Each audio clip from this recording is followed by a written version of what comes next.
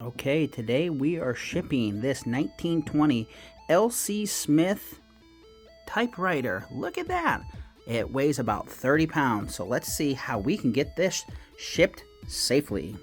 Before we put it in, stuff all the empty spots with packing peanuts. Wrap a few times around with shrink wrap to keep those packing peanuts in there and safe.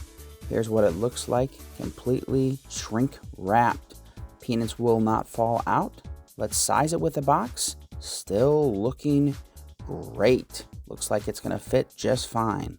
Now it's in the box. There's a little bit of empty space on the bottom.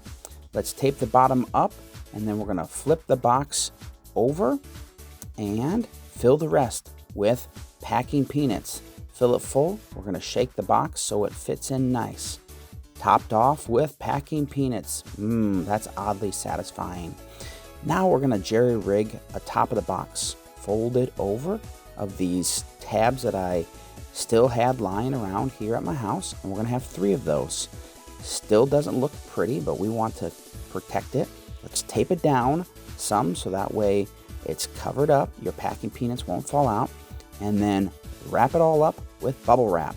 Marked it with the top so we remember what the top is. And then let's put it in another box. A layer of packing peanuts, drop it in there carefully, and fill the rest of the box with packing peanuts. Make sure to shake it up so it fits, and a layer of packing paper.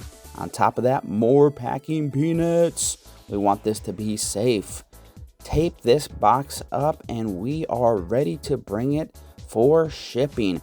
This thing's a little bit heavy, but it's gonna get there safe. This end up, marked it fragile, every single side. Let's go.